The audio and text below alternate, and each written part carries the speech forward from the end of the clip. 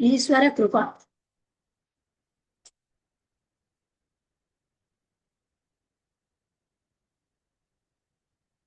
శ్రీ గురుభ్యో నమః. ఈరోజు జూన్ 13, 2026 రోజు శ్రీ శ్రీ శ్రీ మలయాళ స్వామి వారు రచించిన ఈశ్వర కృప అనే పుస్తకాన్ని లక్ష్మణ్ టీచర్ గారు మన చదువుతూ వివరిస్తారు.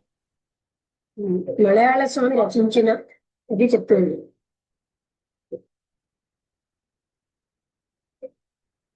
చెప్పానమ్మా, చెప్పాను 150వ పేజీ కదా.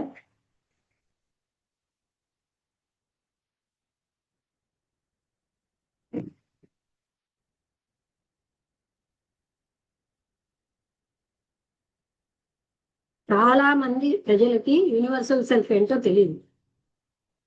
దానికోసం విన్నవాళ్ళు కూడా కొంచెం మంది దాన్ని అర్థం చేసుకుంటారు.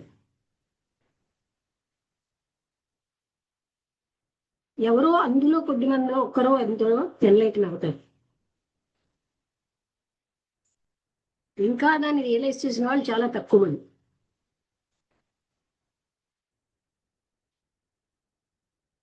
అంటే దాన్ని ఎంత బాగా అవగాహన అధ్యయనం చేసినా సరే అది చాలా తక్కువ మంది. అంతే కదా, ఆత్మతత్వంలోకి వెళ్ళే వాళ్ళు ఎవరో ఉండరు. ఆ ఉన్న వాళ్ళలో ఎవరో కొంతమంది దాన్ని అసలు విన్న వాళ్ళే ఉండరు, వినని వాళ్ళు కొంచెం అంటారు. ఆ విన్న వాళ్ళలో కొంచెం మంది అర్థం చేసుకుంటారు. ఆ అర్థం చేసుకున్న వాళ్ళలో కొంచెం మంది అటు ప్రయత్నిస్తారు. అందులో ఎవరో కొద్దిరే తక్కువ, ఒకళ్ళో ఇద్దరు రియలైజ్ చేస్తారు అని చెప్తున్నారు. కానీ ఈ ఫ్యాక్ట్ తో మనం డిస్కరేజ్ అవ్వక్కర్లేదు.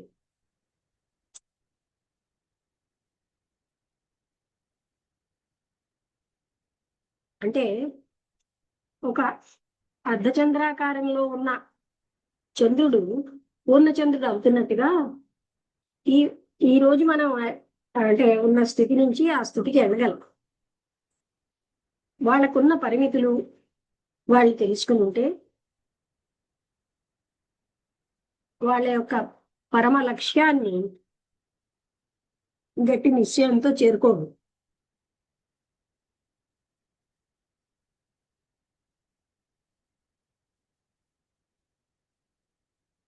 రిడెండెన్సీ అంటే ఎంతో చూడాలి. REDUNDANCY.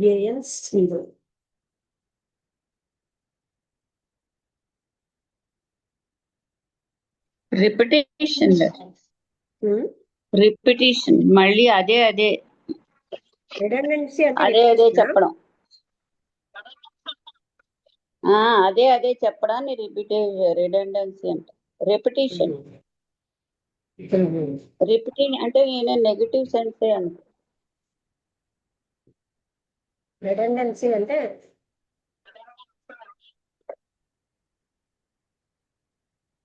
ఈ రిడెండెన్సీ అనే పదాన్ని సందర్భాన్ని బట్టి తెలుగులో ఉద్యోగంలో అవసరం లేకపోవడం వల్ల ఉద్యోగం కోల్పోవడం. రిడెండెన్సీ REDUN కదా. రిడెండెంట్ అంటే ఒకే విషయాన్ని అదే చెప్తూ ఉండడం. అంటే సేమ్ రిపీట్. అలాగా నేను చూస్తున్నాను.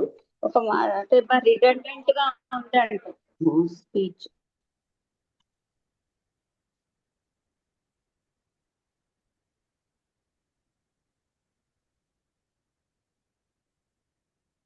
Use of unnecessary words or the needless repetition of ideas in speech and writing.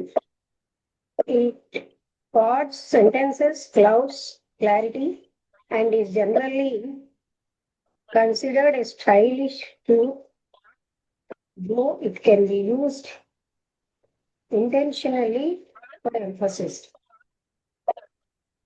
Unnecessary words కూడా ఉపయోగించడం కదా. రిడెండెన్సీ అంటే తెలుగులో ఏంటి, ఉద్యోగంలో అనవసరం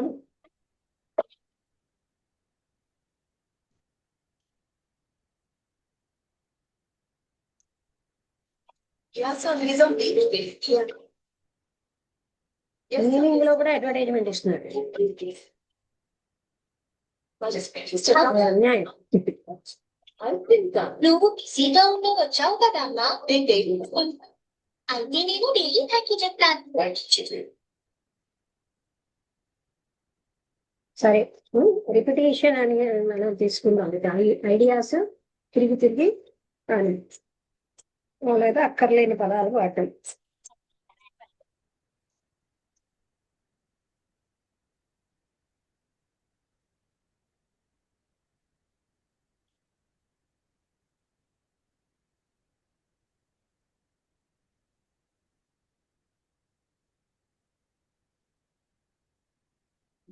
అది వెళ్ళి ముందుకు వచ్చేస్తూ ఉంటుంది. 150వ page.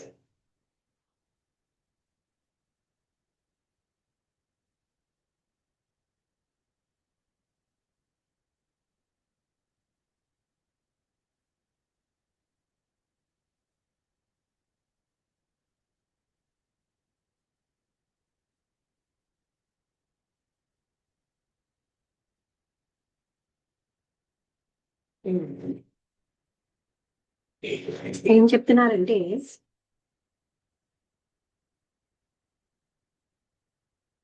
181.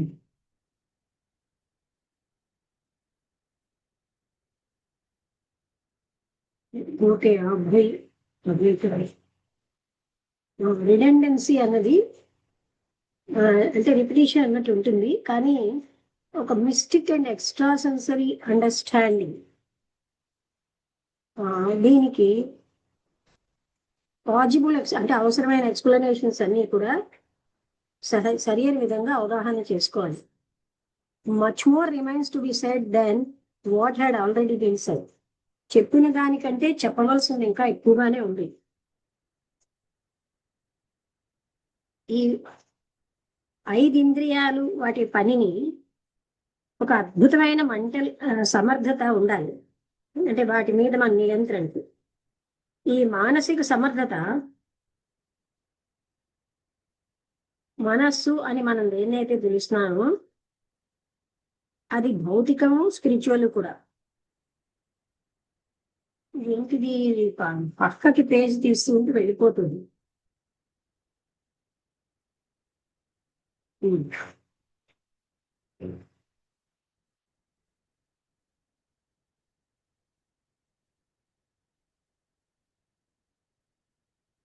One 51. Should not be. As a matter of fact, much more remains to be said. అంటే ఇంకా చెప్పవలసింది చాలా ఎక్కువ ఉంది. అందుకని ఇంద్రియాల మీద నిగ్రహానికి మానసికమైన సమర్థత చాలా అవసరం.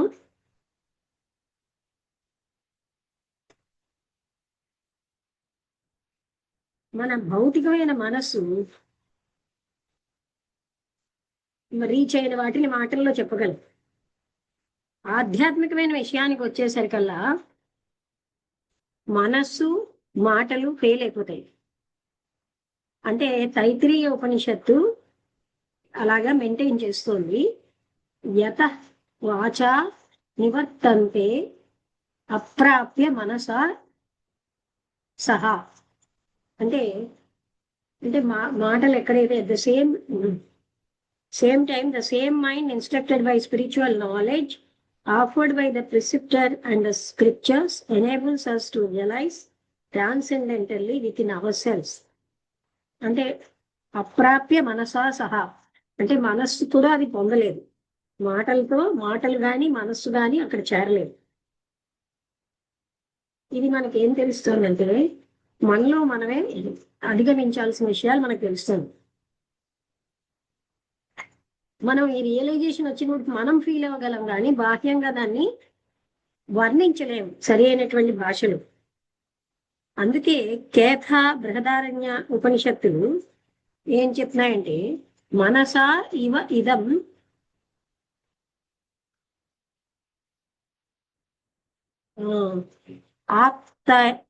ఆప్తవ్యం by the spirituality enlightened mind. Spiritual గా ఎన్లైటెడ్ అయిన మనస్సు, there is no real multiplicity of reality in the world. అంటే ఈ సత్యము మల్టిప్లై అవ్వలేదు, ఉన్నది ఒక్కటే అని తెలుస్తుంది. రియలైజ్డ్ మనస్సుకి ఇన్ని భిన్నమైనవేమీ తెలియదు, ఒకటే కనిపిస్తుంది. ట్రూత్ అంటే that God or self of soul or soul is the only eternally existing entity. అంటే భగవంతుడన్నా, సెల్ఫ్ అన్నా, ఆత్మ అన్నా, క్యాపిటల్ ఎస్, అక్కడ శాశ్వతంగా ఒక్కటే ఉంది. శాశ్వతంగా ఉండింది లేదు అని చెప్పాలి. గౌడపాదుడు కారిక, గౌడపాద కారికలో ఇలా ఉందిట. అంటే that which does not exist at the beginning are at the end does not exist even now. అంటే ఆరంభంలో గాని అంతులో గాని లేనిది ఇప్పటికీ లేదు అని చెప్తున్నారు. అందువలన మన భౌతికమైనటువంటి ఎంటిటీ అన్నది అన్ని రకాలైన వేదాంత లక్ష్యాలతో అది లేదు, నాన్ ఎగ్జిస్టెంట్. మనసు ఆ భౌతిక శరీరంలో భాగమే, అది కూడా దానంతటది monism of the individual and the universal selves. అది ఆ ఏకత్వం అన్నది తెలుసుకోలేదు. Until and unless it reaches up to spiritual self awareness. అంటే స్పిరిచువల్ సెల్ఫ్ అవేర్నెస్ వచ్చే వరకు ఆ ఏకత్వానుభూతిని పొందలేదు, మనస్సు కూడా అది పొందలేదు. అంటే ఇక్కడ ఏం చెప్పారు, గౌడపాద కారిక ఏం చెప్తోందంటే ఏదైతే ఆదిలో అంతంలో లేదో అది లేదు, లేనట్టే లెక్క. ఈ బాహ్య శరీరం కూడా అది physical entity is for all philosophical purposes non existence. భౌతిక శరీరం కూడా లేదు, దాంట్లో ఉన్న మనసు కూడా అస్తిత్వం లేదు. ఎప్పటి వరకు మనిషి ఆ స్పిరిచువల్ అవేర్నెస్ అన్నది రాదో అంతవరకు ఈ ఏకత్వాన్ని అనుభవించలేడు. ఎన్నో రకాలైనటువంటి బోధనలో ఉన్న సంఘర్షణ, వివిధత్వం అవి విలువైనవే. ఎందుకంటే మార్గాలు ఒకే లక్ష్యాన్వే వెళ్తున్నాయి, విభిన్న మార్గాలు. సామాన్యమైన అన్వేషకులు, సత్యాన్వేషకులు మానసికమైన భౌతికమైన బంధాల నుంచి బయటికి వాళ్ళు అధిగమించలేరు. అందుకోసమే వాళ్ళు వ్యక్తిగతంగా అలా అంటే ఇండివిజువల్ గాను సెపరేట్ గాను చెప్తూ ఉంటారు. ఒకటి కంటే ఒక పద్ధతి కంటే మరొక పద్ధతి బెటర్ అని. యోగా, తపస్సు, జ్ఞానము, భక్తి, సోషల్ సర్వీసు, అలాగే కర్తవ్యంతో ఉన్న కర్తవ్య పాలన, స్టేజ్ ఆఫ్ ద హౌస్, ఇంటి యొక్క స్టేజ్, హౌస్ హోల్డర్ యొక్క స్థితి, అలాంటివి వీ నీడ్. మనం ఏమో ఇక్కడ ఏంటి, we need not conclude from this that these contradictory conceptions are mistaken. ఇవన్నీ దానికి ఒకటి వ్యతిరేకంగా ఉన్నా ఇవి తప్పని మనం చెప్పలేము. This is the mystery of God's creation. ఇది మిస్టరీ, భగవంతుడి యొక్క క్రియేషన్ యొక్క మిస్టరీ. అది ప్రాథమికమైనటువంటి అవిద్య మీద ఆధారపడి ఉంది. ఒక రకంగా 3 రకాల గుణాలు, త్రిగుణాలు. అంటే ఇది కూడా త్రిగుణాలు, అవిద్య మీదని ఇదంతా ఆధారపడి ఉంది. ఇంతకు ముందు చెప్పినట్టుగా మనిషి ఏది మంచి ఏ చెడ్డ అన్నది తనకున్నటువంటి ఆ సత్వ, ఆ గొప్ప గుణాన్ని బట్టి చెప్తారు. రజస్ అలాగే తమస్సు, తనకున్న ఈ లక్షణాలను బట్టి ఇది మంచి ఇది చెడ్డ అని వ్యక్తి చెప్తుంటాడు. సత్వగుణం ఉన్న వాళ్ళకి ఒకటైతే రజోగుణం వాళ్ళకి మరొకటి. ఇంతకు ముందు చెప్పినట్టుగా మనిషి అదే ఈ గుణాలను బట్టి చెప్తాడని. కొంతమంది నవీనంగా ఉన్నటువంటి వాళ్ళు ఏం చెప్తున్నారంటే జీవితం అన్నది భోగం కోసమే ఉంది, ఇంద్రియ సుఖాల కోసమే ఉంది. ఇంకా కొంతమంది ఏం చెప్తారంటే ఇంద్రియ సుఖాలు అన్నది అన్ని జబ్బులకి మూలం, అవి పరిమితంగా అనుభవించాలని కొందరు చెప్తారు.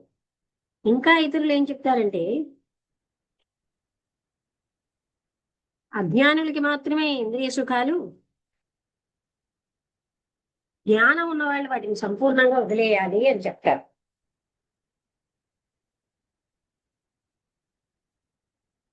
చాలా విలువైనటువంటి ఆర్గ్యుమెంట్ వీటన్నిటిలో భగవంతుడు ఎందుకు ఈ ఇంద్రియాలతో ఉన్న జగత్తుని వాటి యొక్క సారంతో ఎందుకు క్రియేట్ చేశాడు? ఈ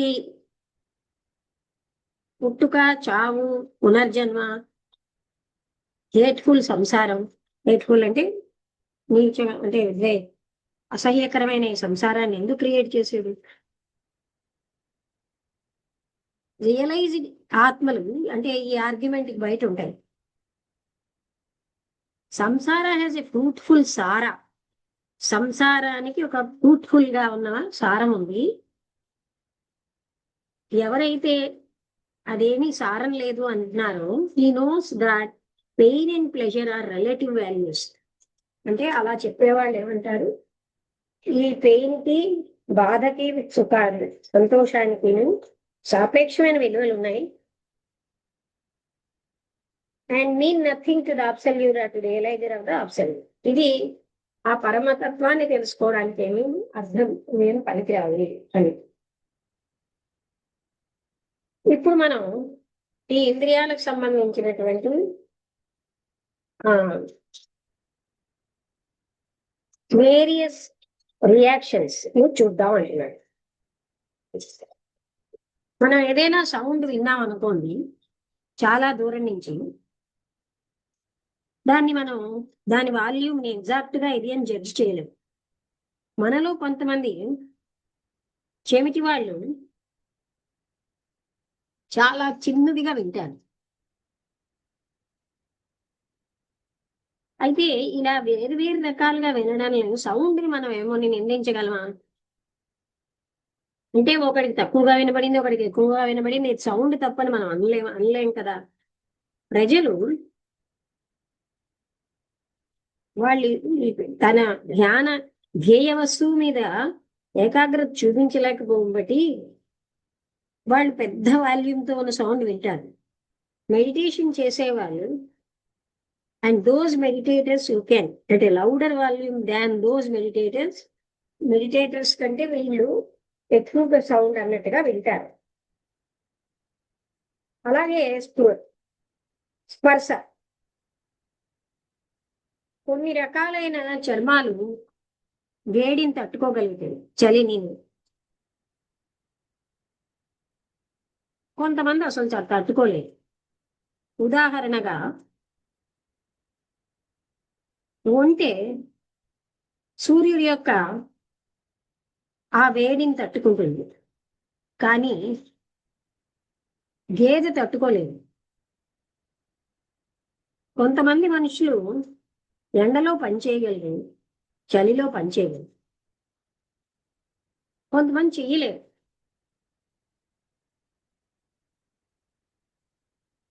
అయితే ఈ ఫీలింగ్ ఏమో ఎక్కువ చలిగా ఉంది, ఎక్కువ వేడిగా ఉంది అన్నది ఆ రియాక్ట్ అయిన వాళ్ళ మీద, అంటే ఈ హీట్ మీద ఆధారపడి లేదు.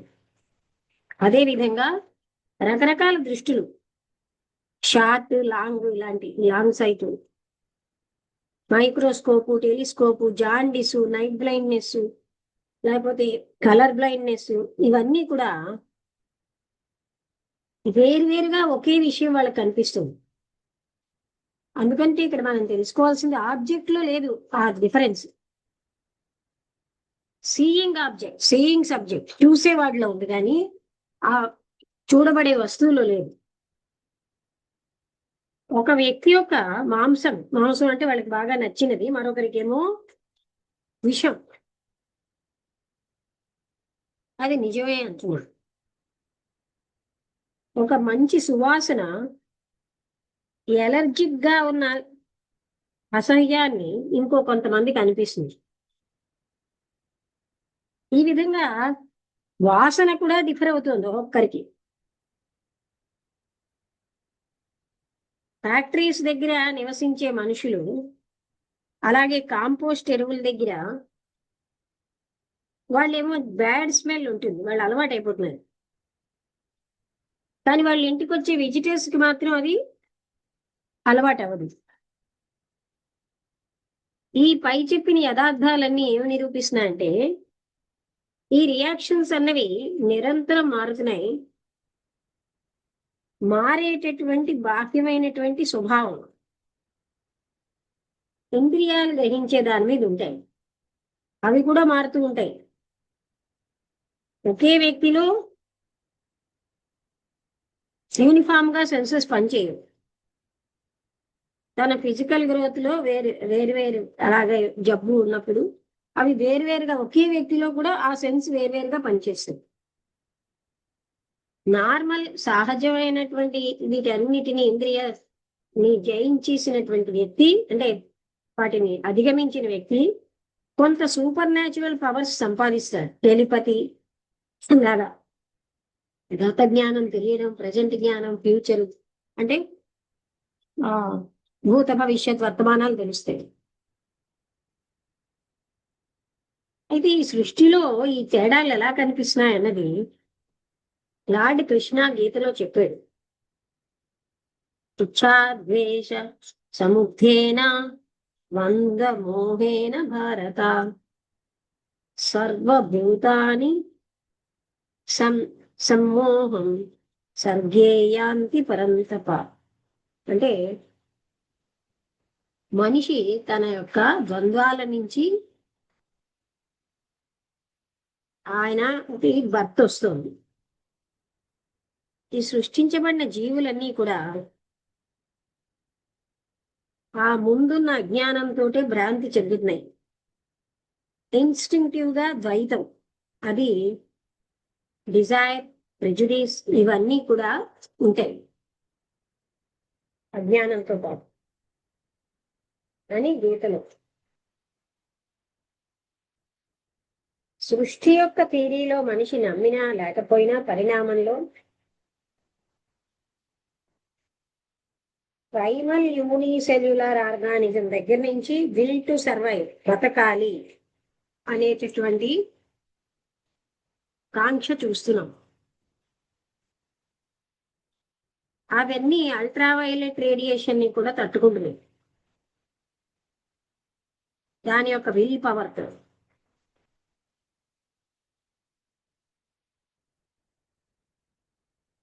తర్వాత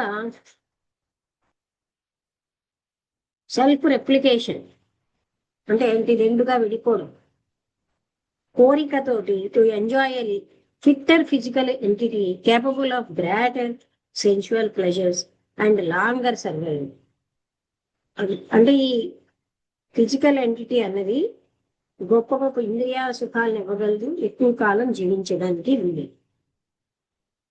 స్క్రిప్చర్స్ మనకి ఏం బోధిస్తున్నాయో సింబాలికల్ గా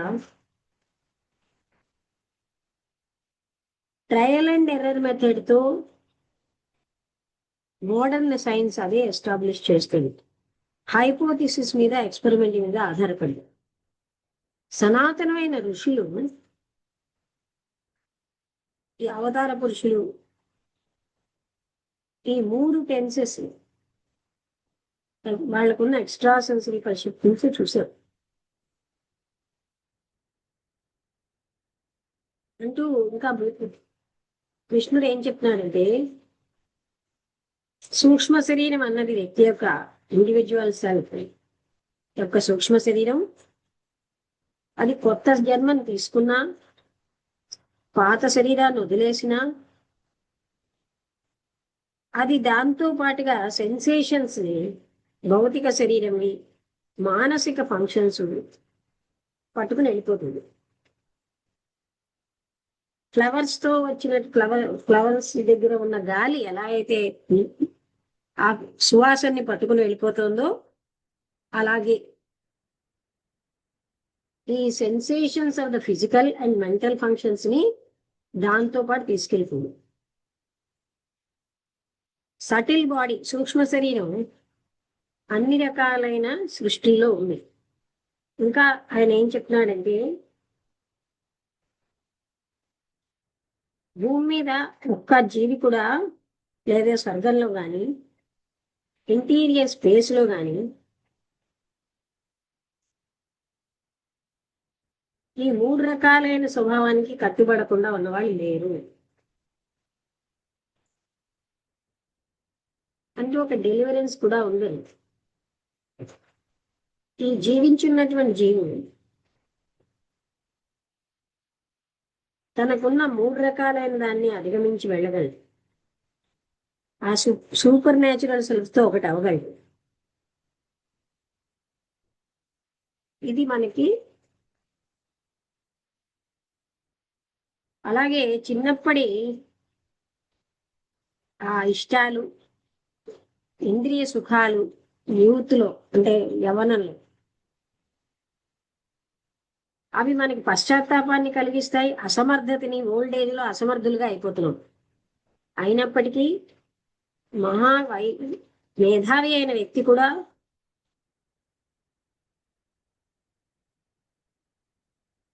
శరీరంతో డిటాచ్మెంట్, వైరాగ్యం అన్నది ఆయన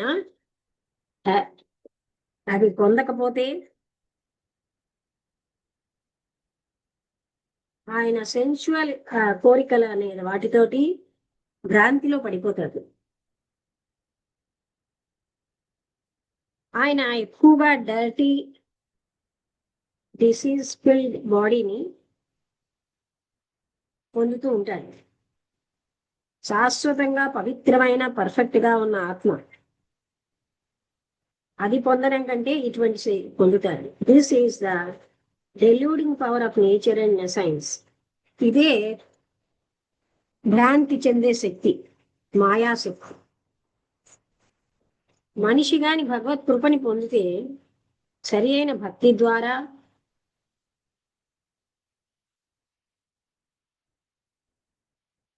తర్వాత మనిషి తనకున్న సుఖము దుఃఖము తన మనసు వల్లే వస్తుందని గ్రహించితే అప్పుడు ఆయన next stage of transcendental knowledge వెళ్తాడు. అంటే దాన్ని అధిగమించే అప్పుడు యూనిటీని పొందుతాడు, భగవంతుడితో ఏకత్వాన్ని. దాన్నే లిబరేషన్ అంటున్నాను.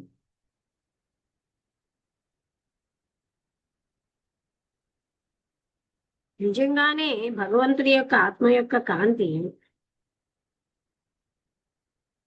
ప్రతి జీవిని లైట్ చేస్తుంది, అంటే వెలిగిస్తుంది.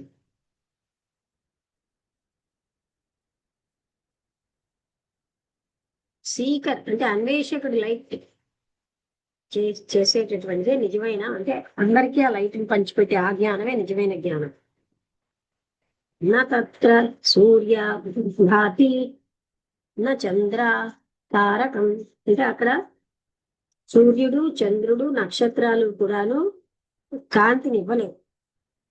అదే విధంగా నా తిమహ విద్యానా భాంతి యుతమేవ అగ్ని, అంటే ఇది how can the petty the ignite, అంటే అది ఏ విధంగా పెటీ ఫైర్ ఇగ్నైట్, అలాంటి దాన్ని చిన్న అగ్ని ఏమి దాన్ని మండించగలదు. అదే నిరంతరాయంగా ప్రకాశవంతంగా ఉన్న యూనివర్సల్ సెల్ఫ్, ప్రతి వారిలో ఉన్న సెల్ఫ్ అదే. అది అన్నిటినీ లైటింగ్ చేస్తుంది, లైట్లను ఇస్తుంది, అన్నిటినీ కాంతివంతం చేస్తూ కాంతిని ఇస్తూ ఉంటుంది. అది కాంతిని లైట్ ఆఫ్ గాడ్ నుంచి తీసుకుని అదే అందరికీ ఇస్తూ ఉంటుంది. ప్రతి పుస్తకం అంటే ఆధ్యాత్మికమైనది, ఉపనిషత్ మెసేజ్కి సంబంధించి ఎవ్రీ స్క్రిప్చర్ ఈ సారానికి సంబంధించి గంధర్వ ఆధరైన శివ మహిమ స్తోత్రం ఈ విధంగా ఉండాలి. అంటే ఏంటి, నీవో ప్రభు ఎన్నో రకాలైన నీ ఉద్దేశాల్లో నువ్వే గోల్ అయి ఉన్నావు. వాల్మీకాస్, సాంఖ్యాస్, యోగీస్, అలాగే ఇసపటాస్ అండ్ ద వైష్ణవాస్, వాళ్ళు వాళ్ళ యొక్క స్ట్రైట్ ఆర్ క్రికెట్ టేస్ట్, వాళ్ళకున్న స్ట్రైట్ లేదా వక్రకరమైన టేస్ట్లు అనుసరించి నిన్ను రకరకాల మార్గాల్లో నేను సమీపిస్తున్నారు. సముద్రంలాగా ఎన్నో రకాల నుంచి వాటరు సముద్రంలోకి వచ్చినట్టుగా. ఇక్కడికి నేను ఆపుతాను. 143.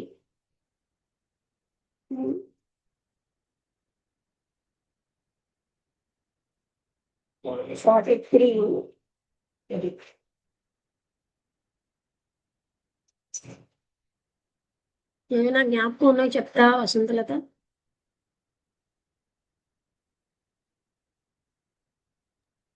ఆ, అదే అంటే ఇవాళ పూర్తిగా ఇదేంటి ఒక మన హ్యూమన్ అంటే లైఫ్ తాలూకు స్ట్రక్చర్ ని చెప్తున్నట్టుగా నాకు అనిపించింది. ఫిజికల్ గా ఎలాగా మనుషులు మారుతూ ఉంటారో, రకరకాల గుణాలు ఎలాగ వాళ్ళ మీద ప్రభావం చూపుతూ ఉంటాయో, అంటే ఆ 3 గుణాలు. అంటే ఆ తర్వాత రకరకాలుగా ఉన్న మార్గాలు ఒకే గోల్కి ఉన్నాయి. ప్రతి మార్గము కూడా ప్రాముఖ్యమే, ఎందుకంటే వాటి గోల్ ఒకటే అంటూ ఎగ్జాంపుల్ చెప్పారు. మన ఎన్నో రకాలుగా ఉన్నట్టుగానే దీనికి కూడా మా రకరకాల మార్గాలు వాళ్ళని బట్టి వాళ్ళు చెప్తూ ఉంటారు. అంటే అదే ఒకటేంటంటే అన్నిటికీ కామన్, అంటే సకల జీవులకి కామన్ ఏమిటంటే ఇంద్రియాల తాలూకా ప్రభావం. ప్రతి మనిషి అవ్వు, జంతువు అవ్వు, ఏదవు, వాటన్నిటికీ ఏంటంటే ఈ 5 రకాల ఇంద్రియాలు పనిచేస్తూ ఉంటాయి. దీని ద్వారా ఏంటంటే వాళ్ళు రెస్పాండ్ అవుతూ ఉంటుంది అది జీవి. కానీ మనిషికి ఒక్కళ్ళకే వీటిని ట్రాన్సెండ్ చేసి, ఈ ఫిజికల్ థింగ్స్ ట్రాన్సెండ్ చేసి సూపర్ న్యాచురల్ గా ఇంద్రియాతీతంగా వెళ్ళే శక్తి ఉంది. శక్తి ఉంది. అది మధ్యలో అన్నారు. అదనమాట. అది మిగతా వాటికి అవి లేవు. వాటి పాపం ఫిజికల్ గానే ఉంటాయి అవి. అంతవరకే మీద వరకు కానీ మనుషుల్లో చాలా మంది ఆత్మతత్వం వినరు. విన్న వాళ్ళలో కొద్ది మందే అటు వస్తారు కదా. అవును, అదే అవును, అది మొట్టమొదటే చెప్పారు. అవును, అంటే అసలు దానికోసం నిజంగా కూడా మనం చూస్తున్నాం కదా, ఎవరు కూడా దానికోసం అసలు పట్టించుకోరు, వినరు దానికోసం. ఇలాగే ఇది భ్రాంతియుతమైన ఈ ప్రపంచంలో కొట్టుకుపోవడమే లక్ష్యంగా జీవిస్తున్నారు కదా. దీనికి కూడా ఒక హిస్టరీ ఉంటుంది లక్ష్మి. అంటే కొంతమందికి ఉంటుంది. ఎలా ఉంటుందంటే వాళ్ళు ఆల్రెడీ కొంత జ్ఞానం అటైన్ చేసి వాళ్ళకి కొంత సంస్కారాలు అవి వచ్చినప్పుడు ఇటువైపు మనసు మొగ్గుతుంది. ఆధ్యాత్మిక తత్వం మీద దగ్గరికి మనసు మొగ్గుతూ ఉంటుంది. అలా కొంతమంది ఎన్నో జన్మల తర్వాత ఆధ్యాత్మిక తపన స్టార్ట్ అవుతుంది. అంత సులువుగా రాదు కదా. మొట్టమొదటి అంతా ఫిజికలే బాగాను. అందుకనే జ్ఞానులకే ఇంద్రియ సుఖాలతో సంబంధం ఉండదు. ఆ అజ్ఞానులు భ్రాంతిలోనే జీవిస్తూ ఉంటారు. అజ్ఞానమే మూలం ఈ భ్రాంతికి. అవును,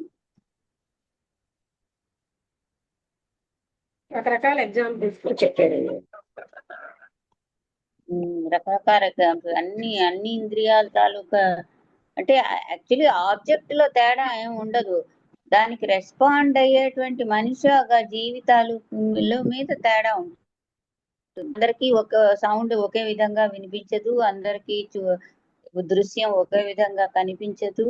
అలాగే భోజనంలో కూడా రకరకాల రుచులు, స్పర్శలు, ఇవన్నిట్లోనే అతను చెప్పారు. అంటే ఇక్కడ మెయిన్ ఎసెన్స్ ఏంటంటే అసలైన దాన్ని చూడగలగడం అనేది. అంటే అందుకని వాళ్ళు ఎక్కువగా వీటిలోనే మునిగిపోయి ఉండండి. అజ్ఞానం కారణం, భ్రాంతి, డెల్యూషన్. వీటిని అధిగమించే దానికి అంటే అందరికీ ఒకరిగా అన్నది ఇక్కడ కాదు. అంటే ఆ త్రిగుణాతీత స్థితి అనేది అవసరం ఏదో ప్రతి జీవి ఆ 3 గుణాల్లో ఒకదానికి ఉంటారు అన్నాడు. ఆ త్రిగుణాలని అధిగమించడం అన్నప్పుడే అసలు రియలైజేషన్ ఉంటుంది. అంటే ఒక రకంగా చెప్పాలంటే గుణాలని వాడుకుంటాడు, గుణాలకి లొంగి పనిచేయడు.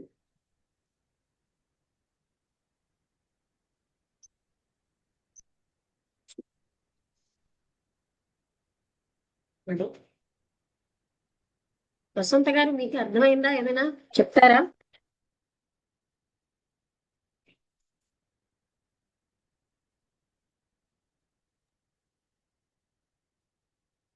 విన్నాను.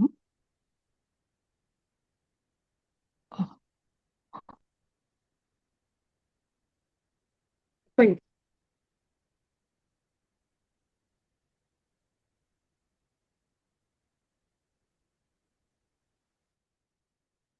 నాకు వినబట్టం లేదు, మీరు ఏమైనా మాట్లాడుతున్నారా?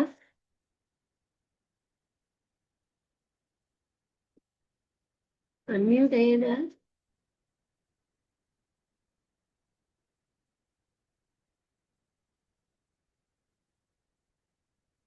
వసంత గారు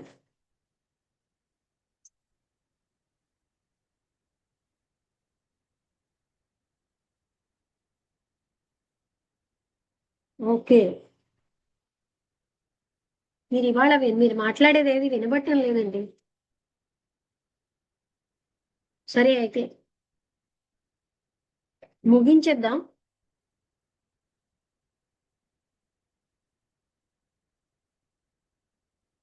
143 అని గుర్తుపెట్టుకోవాలి. ముగించేద్దాం.